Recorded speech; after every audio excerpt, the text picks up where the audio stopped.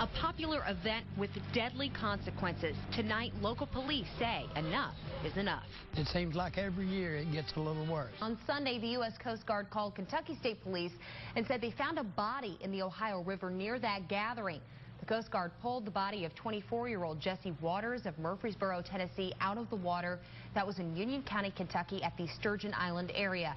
That's just about 100 feet from the gathering of the Juggalos. Police have since confirmed Waters disappeared from the gathering Friday night before his body turned up at this island, and say they don't suspect foul play here. But Hardin County Sheriff's deputies do say the event Waters was attending is bringing more trouble than it's worth.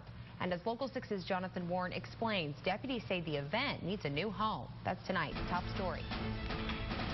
The Insane Clown Posse's gathering of the Juggalos is now over, and the cleanup process has begun.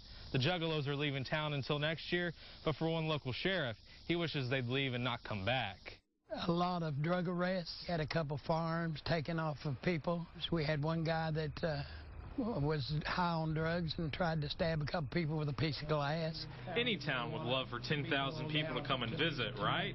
Well, not Hardin County, Illinois. Sheriff Lloyd Cullison says it's not worth the trouble. I've been a policeman 36 years, and I've never seen anything like this, just out of control. He says to gain control of any situation is tough because of the lack of manpower his department has. For a police department to not be able to handle it and do anything about it just makes you feel helpless. Although Illinois State Police did assist his department, it still puts strain on resources that are sparse. Without them guys, I would have been in big trouble. He says the trouble only grows year after year, and with a jail that only holds 8 and arrests in the hundreds, he says enough is enough. It seems like every year it gets a little worse. If he had any choice in the matter, he never wants them to return.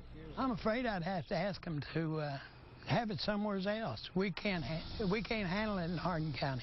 I tried talking to event organizers and the owner of Hog Rock Campgrounds about this, and they said they don't speak to the media and asked me to leave the property immediately. In Hardin County, Illinois, Jonathan Warren, WPSD, Local 6. Well, again, police say they don't suspect foul play in the death of 24-year-old Jesse Waters. They'll release the official cause of death after an autopsy and toxicology report.